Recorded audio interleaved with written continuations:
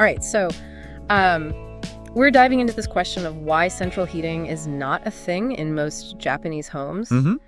And we've got a lot of different sources here. Right. Some articles, personal notes, even a video, I think, showing people how to use AC exhaust to dry their laundry. Oh, wow. Seems like you've been busy. Yeah, I did a little research. But we want to go beyond just the facts today. Absolutely. So get ready to uncover all the cultural nuances and the historical echoes. Yeah. And even some of like the health implications of this approach to heating. It's fascinating how something we take for granted, like heating our homes, can be so tied to cultural values and history. Absolutely. And, speaking of history, Yeah. let's start with the homes themselves. Okay. Your notes mention traditional Japanese architecture quite a bit. Yeah. What is it about these homes that's so different that they just didn't evolve to include central heating? Well, you've hit on a crucial point. Okay. You know those classic images of Japanese homes? Lots of wood, beautiful sliding paper doors. Right. And the designs actually include gaps for ventilation. Yeah. It's beautiful, but not exactly made to keep a whole house heated. Makes sense. Sounds like they were built more for airflow and ventilation. Yeah. Which is perfect for warm months, but maybe not so much for winter. Precisely. And then there's the high ceilings. Oh, yeah. We might think of that as just aesthetics, Mm-hmm. but they actually have a practical origin rooted in the history of Japanese homes. Okay. I'm intrigued. Yeah. What's the story behind the high ceilings? So traditionally, Japanese homes had a central fireplace called an irori. Okay. These were essential for cooking and heating, but they also produced a lot of smoke. Ah, I see. And high ceilings allowed the smoke to rise and escape. So it wouldn't fill up the house. Exactly. So even though modern homes have moved away from these central fireplaces, the high ceilings, and I'm guessing that makes it really inefficient to try and heat the whole space. It's like trying to heat a cathedral. Right. All that warm air just rises up and gets lost. So we've got the architecture itself kind of working against central heating. Yeah. But it's clear that this goes beyond just the physical structure of the homes, right? Absolutely. There's a cultural element at play here, too. For sure. Yeah. You even highlighted some articles that discuss the kotatsu. Yes. The kotatsu, which is a great example of how Japanese culture approaches warmth and togetherness. Okay. In a different way. I'm interested in the kotatsu because honestly, all I know is what I've seen in like movies and anime. Right. So for those of us who aren't familiar, what exactly is a kotatsu? So imagine a low table with a built-in heater underneath. Okay. And then a thick blanket draped over it. Mm-hmm. People sit on cushions around the kotatsu, tucking their legs under the blanket to share the warmth. Oh, wow. That sounds incredibly cozy. It's like a shared localized heating experience. Exactly. And it's much more than just a way to stay warm. The kotatsu becomes a focal point for family and friends to gather. Okay. They share meals, chat, play games, just enjoy each other's company. So it's almost like a cultural hearth, how in Western cultures, the fireplace is the heart of the home. That's a great analogy. Yeah. And this emphasis on localized heating and family togetherness plays a big role in why central heating never really caught on in Japan. That makes sense if the focus is on creating these intimate shared spaces of warmth. Right. Then blasting heat throughout the house seems kind of counterintuitive. Precisely. And there's another factor that intertwines with this. Okay. The value placed on frugality and energy consciousness. That's something that jumped out at me from these sources, too. It seems like such a deeply ingrained part of Japanese culture. It is. There's a strong sense that heating an empty room is just wasteful. Yeah. Why use energy to heat a space that no one is using? Exactly. Which brings us back to that video you mentioned with people using their AC exhaust to dry laundry. It's that mindset of maximizing efficiency and minimizing waste. Absolutely. So when you consider these values, along with the traditional architecture, it paints a clear picture of why central heating didn't fit into the Japanese way of life. Yeah, it's amazing how all these elements come together. So we've established that this lack of central heating isn't just an oversight or a technological gap. Yeah. It's a choice rooted in history, culture, and values. For sure. But I have to wonder, are there downsides to this approach? Yeah. Like living without central heating, especially during a Japanese winter, must present some challenges, right? You're right. It's not without its consequences. Okay. And some of them are pretty significant. Yeah. Perhaps the most serious one we see discussed is the risk of heat shock. Okay. You've definitely piqued my curiosity with that one. Yeah. Tell me more about this heat shock phenomenon. Okay. Is it really as serious as it sounds? It can be, unfortunately, especially for older adults. Right. And people with certain health conditions. Oh. Essentially, it's the body's response to sudden changes in temperature. Yeah. So in a home without central heating, you might go from a warm room, like one heated by a kotatsu, to a much colder space, like a bathroom or hallway. Right, so your body is constantly trying to adjust to these temperature swings. Yeah, and in severe cases, it can lead to serious health complications. Oh, wow. Even death. Really? Yeah, it's a significant public health concern in Japan. I had no idea it was that serious. Yeah. It's a reminder that even simple things like heating our homes can have major implications for our health. Absolutely. But beyond heat shock, I imagine there are also just everyday inconveniences. Yeah, for sure. That come with not having central heating. Think about waiting for a room to warm up with the space heater, or that shock of stepping into a freezing bathroom in the morning. Yeah. It's definitely different from living in a home where the temperature is consistent. Yeah, it sounds like it would take some adjusting to... Especially for someone like me who's used to having the thermostat at my fingertips. Right. But from your research, it seems like Japanese people have come up with some pretty ingenious solutions to deal with these challenges. This is where we see that Japanese ingenuity and adaptability. Okay. They've found ways to make the system work for them. Yeah. And in some cases, they've even turned these limitations into opportunities for innovation. Okay. Now you've got me hooked. Right. Let's dive into some of these adaptations and see how they've managed to not just survive, but thrive in this environment. Let's do it. I think you'll be fascinated. It's amazing how a simple question about heating can open up a whole world of cultural insights. You know, we often don't realize how much our everyday practices are shaped by the values and traditions of our society. Exactly. I feel like we've uncovered so much already. Yeah. But I'm eager to hear about these adaptations you mentioned. Right. How have Japanese people addressed those everyday challenges of living without central heating? You know, beyond the kotatsu, which we've already established, is pretty ingenious. Well, one that stood out to me from your research is the emphasis on layering clothing. Oh, yeah. And it's not just about piling on as many layers as possible. Yeah, right. It's a deliberate art of combining different fabrics to trap heat effectively. Oh, I see. So it's not just about wearing a big, bulky sweater. Right. It's about strategically layering different materials to create those insulating air pockets. Precisely. Thermal underwear, fleece jackets, wool socks. Yeah. These are all staples of a Japanese winter wardrobe. Okay. And you'll often see people layering multiple thinner garments rather than one thick one. Interesting. It allows for greater flexibility and temperature regulation. That's fascinating. It's like they've turned getting dressed into a science of warmth optimization. It really is. Yeah. And it highlights that sense of resourcefulness we've been talking about. Right. It's about finding creative ways to stay warm without necessarily relying on energy-intensive solutions. I'm starting to feel warmer just thinking about all those layers. Yeah. But what about when people are at home? Right. What are some of the strategies they use to heat those individual spaces without cranking up a central system? One thing that surprised me was the widespread use of hot water bottles. Oh, water bottles. You might think of them as old-fashioned. Yeah, I haven't seen one of those in ages. But they're incredibly popular in Japan. And for good reason. Are those rubbery things you fill with hot water? Yes. And then snuggle up with? That's exactly it. Okay. They're a simple, low-tech solution that provides direct, soothing warmth.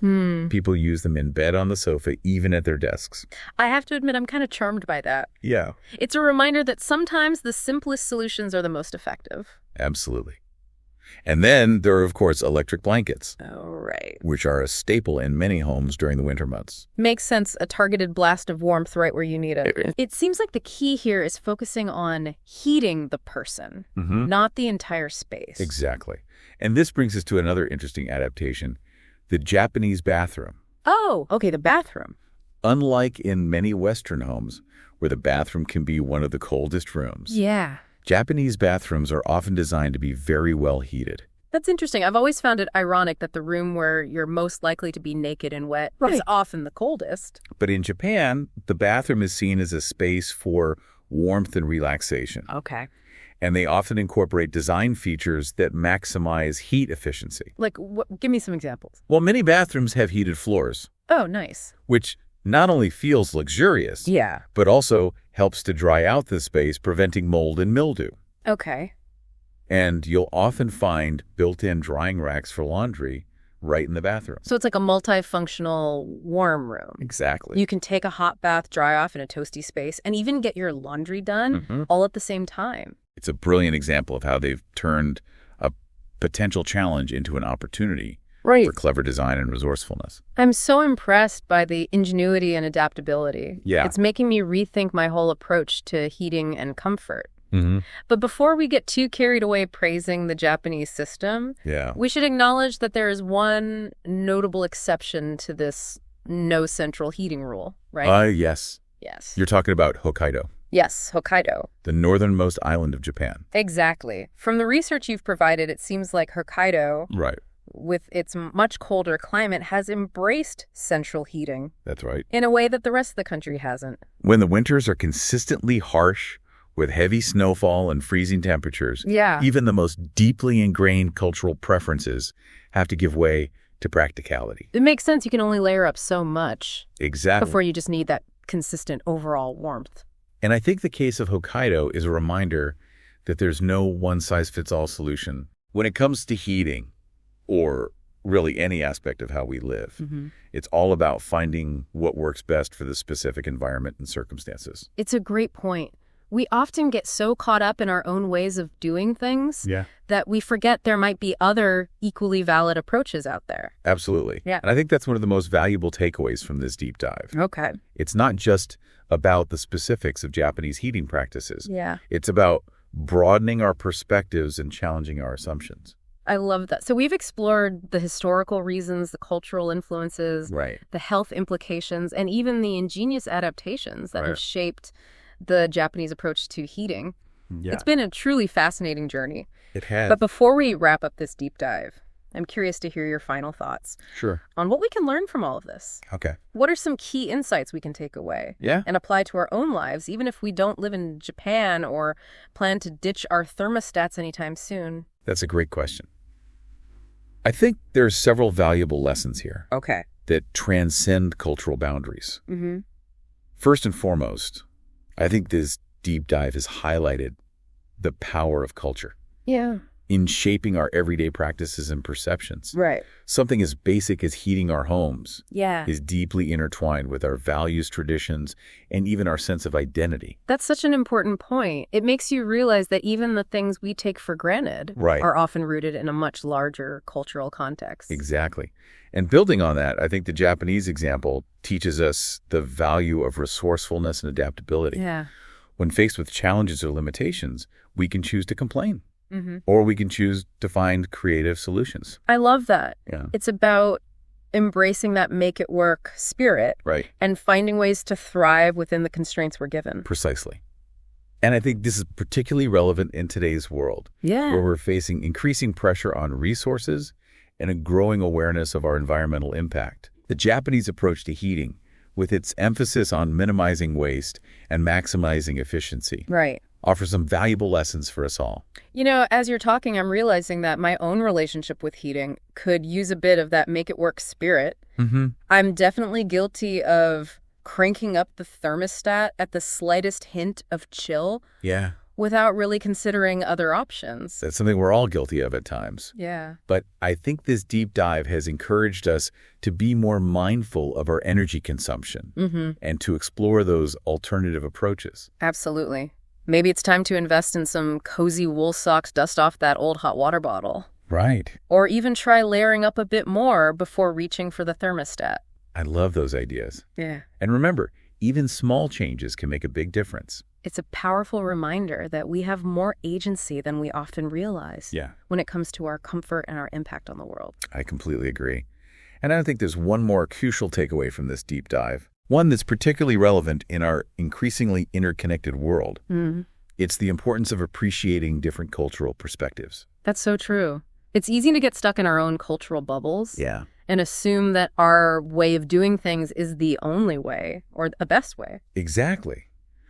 But by exploring different cultures and approaches, we can broaden our understanding of the world and challenge our own assumptions. What might seem strange or unusual to us might be perfectly normal, even beneficial to others. It's all about expanding our horizons and embracing the diversity of human experience. Well said. Yeah. And I think that's a beautiful note to end on. It's amazing how much we've learned just from diving into this one thing, I know, right? Eating practices. It's fascinating. And as we wrap up this exploration, I want to kind of bring it back to the listener. Okay. We've uncovered all this stuff, cultural nuances and historical influences and health considerations. Right. But what does it all mean for someone who doesn't live in Japan? That's the question, isn't it? Yeah. Because on the surface, this might feel like a very specific topic. Right. But the beauty of these deep dives, I think, is that they often reveal universal truths. Okay. And spark new ways of thinking.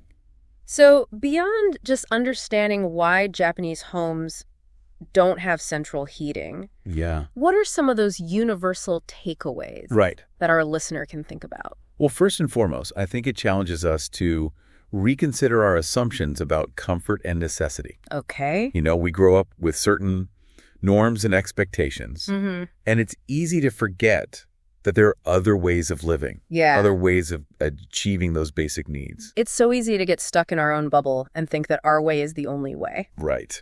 Exactly. But this has shown us that there are different approaches to something as fundamental as staying warm. Absolutely. And this ties into a second key takeaway. Okay. The power of innovation and adaptation. The Japanese people faced with these constraints, they didn't just give up or complain. Yeah. They found solutions and created a system that works. It's a reminder that limitations can often breed creativity. Absolutely. And in a world with climate change and all these resource issues that make it work, spirit is something we can all learn from. Yeah.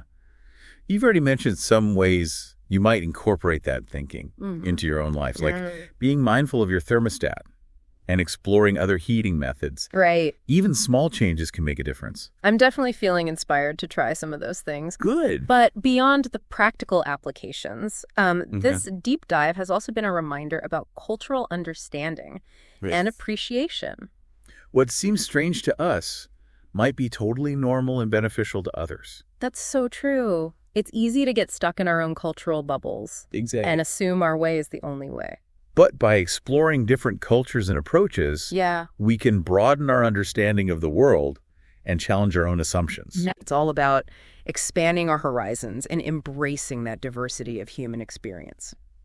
So as we wrap up this look at Japanese heating practices, we leave you with a final thought-provoking question. Right. Could this approach, with its focus on energy and local solutions, and this respect for tradition, offer valuable lessons for the rest of the world as we deal with sustainability and resource management? That's a question worth pondering for sure. And it's one that each of us can explore further, maybe even spark our own deep dives into other cultural practices and the wisdom they hold. It's all about staying curious and embracing new perspectives. Absolutely. And recognizing that there's always more to learn. Couldn't agree more. Until next time, happy deep diving.